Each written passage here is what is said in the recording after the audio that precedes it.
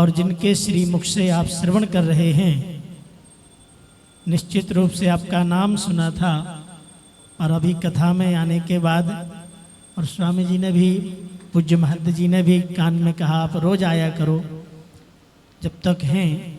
और यहाँ बैठने के बाद ही मन ये परिवर्तित हुआ कि अगर हम पूरे दिन यहाँ होते तो आज तो आमंत्रित पर आए हैं, पर प्रतिदिन कथा सुनने आते, पर ऐसा शायद सौभाग्य नहीं है। और ये आपकी कथा जो भी आप श्रवण कर रहे थे, श्री जगतगुरु श्री रामानुजाचार्य रत्नेश प्रपन्नाचार्य जी महाराज के द्वारा आप विशुद्ध कथा श्रवण कर रहे हैं। आप कहेंगे अशुद्ध कथा होती है। संक्षिप्त में आपने तो इतना ही कहा कि बहुत वक्ता रात भर तैयारी करते और इधर डायरी रखते, इधर डायरी रखते। मैं कहता हूँ बहुत सारे तो व्यासपीठ पर ऐसे लोग बैठते हैं जो आप सबके सामने भी बैठने लायक नहीं है। आज व्यास गद्दी की मर्यादा भी खंडित हो गई है। ऐसे महापुरुषों से कथा श्रवण करनी है तो ऐसे महापुरुषों से श्रवण करो। आप कहोगे इनमें क्या है? जिसने गुरु की सेवा नहीं की, जिन्होंने गुरुओं के चरणों में अपने अभिमान को गलाया नहीं, वो आपको कथा क्या श्रवण कराएंगे? जिसकी कोई परंपरा नहीं, जिसकी कोई गुरु परंपरा नहीं, जिन्होंने गुरुकुल में अध्ययन नहीं किया, शास्त्रों को समझा नहीं, वो क्या सुनाएंगे? और राम कथा वैसे तो तुलसीदास जी महाराज ने ऐसा लिखा है कि सबको ही गा सकते हैं, पर मैं समझता हूँ वेदों से भी कठिन राम कथा है।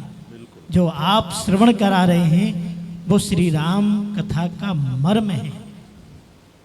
निश्चित रूप से आप सब सौभाग्यशाली हैं कि इस पवित्र प्रांगण में बैठ करके किनकी आशीर्वाद से, परम पूज्य ब्रह्मलीन अमरदेव जी महाराज के पावन आशीर्वाद से और उनके ही स्वरूप में हमारे परम मित्र महंत रामदेव जी महाराज के पावन सानिध्य में आप देखिए कितना अद्भुत मिलन है महाराज जी कि यहाँ पुरुषोत्तम मास में श्रीमद् भागवत की वृंदावन में बड़ी महिमा है।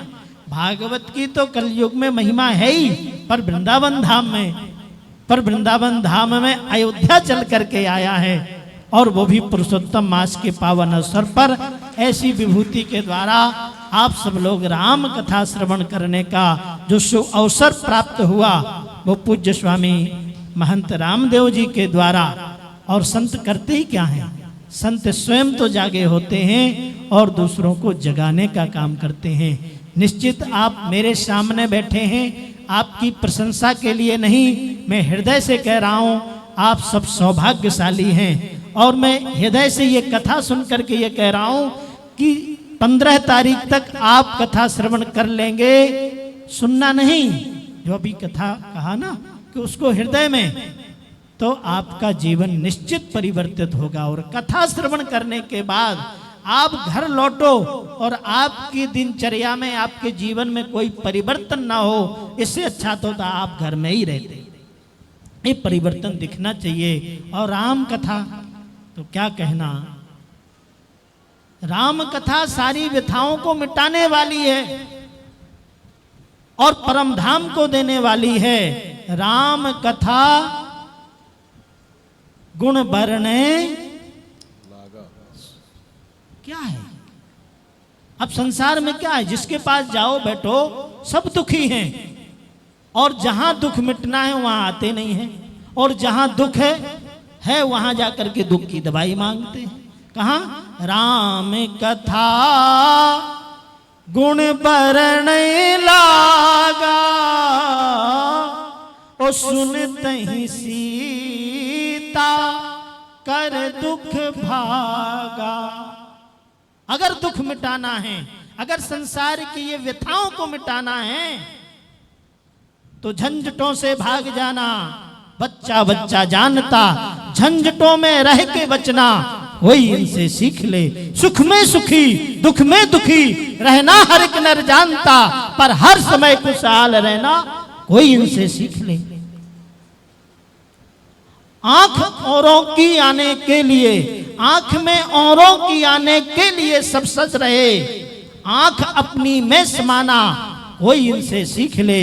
सुख में सुखी दुख में दुखी रहना हर एक जानता, हर समय खुशहाल रहना कोई इनसे सीख ले। हर समय खुशहाल रहना है तो केवल राम कथा है और कृष्ण कथा है। ज्यादा कथा के बीच में बाधा नहीं बनूंगा। जैसे स्वामी जी ने एक सूत्र दिया, बोले अच्छा बोलोगे तो 2 प्रकार के लिफाफा हैं हमारे पास। हमने कहा अगर नहीं बोलेंगे तो बोले दोनों ही दे देंगे। तो हमने कहा ये हमारे मित्र भी हैं तो मजाक, ये तो बात पर इतना ही कहना है कि यहाँ ज्यादा कुछ नहीं कहना। निश्चित रूप से कथा बहुत प्यारी चल रही है। तो अगर रामायण पढ़ते हो, रामायण अगर पढ़ते हो और पूज्य स्वामी जी के द्वारा रामायण सुन रहे हो, तो रामायण अगर पढ़ते हो तो राम तुम्हें भी बनना होगा। चलो राम के पद चिन्हों पे अब इतिहास बदलना होगा। अपने आप को अगर बदला नहीं कथा श्रवण करके तो फिर जीवन में क्या किया। इसलिए रामो विग्रहवान धर्मा, राम तो साक्षात धर्म की मूर्ति है। और धर्म का एक बहुत सूत्र है, पर एक सूत्र मैं जानता हूं कि वो धर्म का सूत्र है ये है कि धर्म की परिभाषा किसी को बतानी है तो इतना ही है, जो अपने को अच्छा लगता है वो व्यवहार दूसरों के साथ करो। क्या? जो अपने को अच्छा लगता है वैसा व्यवहार दूसरों के साथ करो, और जो अपने को अच्छा नहीं लगता वैसा व्यवहार दूसरे के साथ मत करो, चाहे घर में हो चाहे परिवार में हो। इतना ही कह करके राम कथा आपके हृदय में प्रविष्ट हो, ऐसी भगवान राम के चरणों में मेरी प्रार्थना है। और पूज्य स्वामी जी ने यहाँ बुला करके मुझे थोड़ी देर ही सही राम कथा में डूबने का सुअवसर प्राप्त कराया, इसलिए मैं इनका भी आभारी हूँ। और आखिरी में कहते हुए, प्रेम प्यार के हीरे मोती दोनों हाथ लुटाओ, प्रेम प्यार के हीरे मोती दोनों हाथ लुटाओ, जिसका पकड़ो हाथ साथियों उसका साथ निभाओ।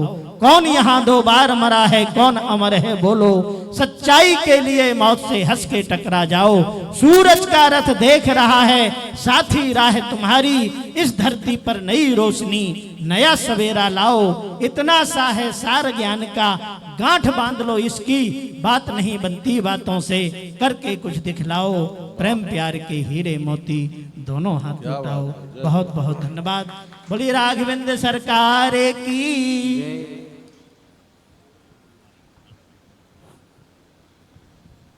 बोली सियापति रामचंद्र महाराज की जय। पवन सुत हनुमान की जय। बहुत ही सुंदर, बहुत ही आनंद, बड़ा पावन दिन पुरुषोत्तम मास के पावन अवसर पर। वैसे श्री अनंत भवन आश्रम में तेवा आप खारविंद से कथा श्रवण करने का सुअवसर प्रदान हुआ। पूज्य चरण जगत गुरु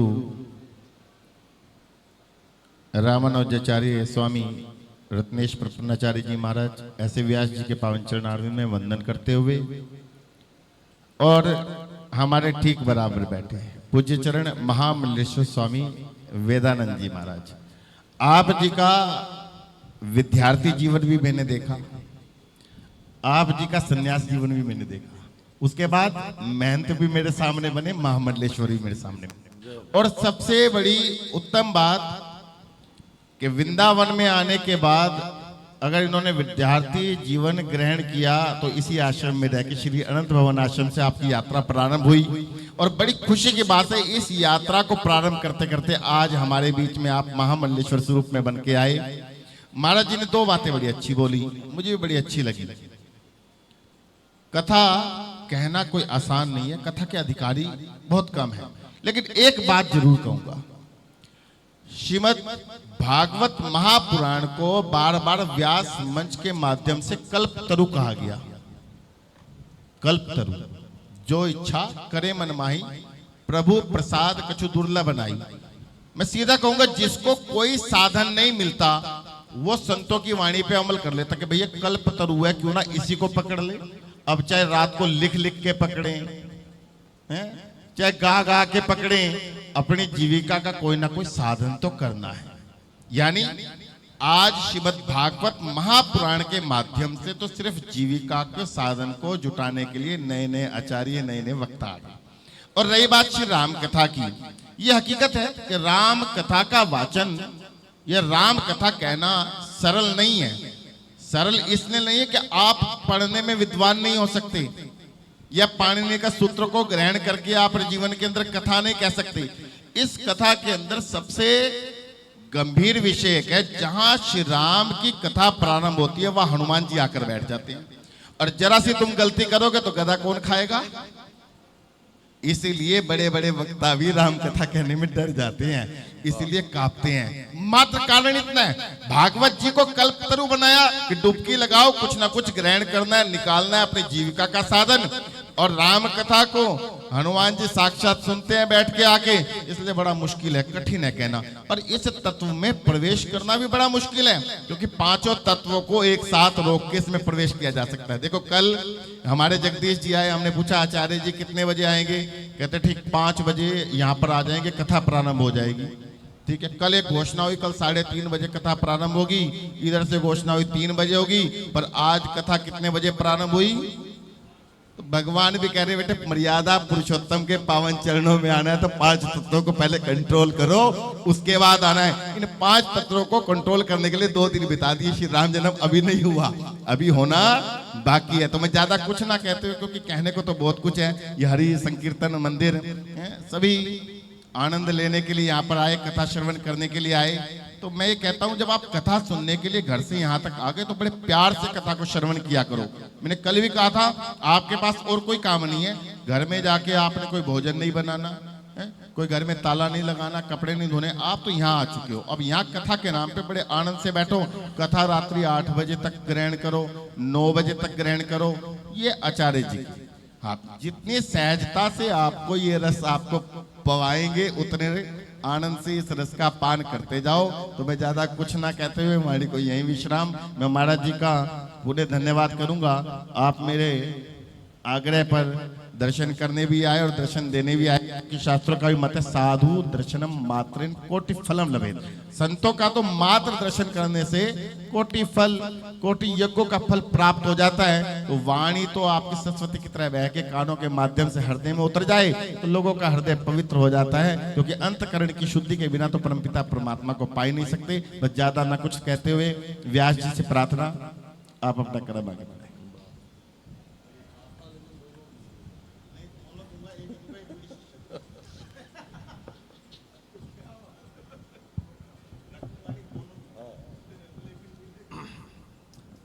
बोलिए श्री सीतारामचंद्र भगवान की। थोरे उमह सब कहा बुझाई। अभी अल्प शब्दों में हम लोगों ने दोनों महापुरुषों की वाणी का स्वाद लिया।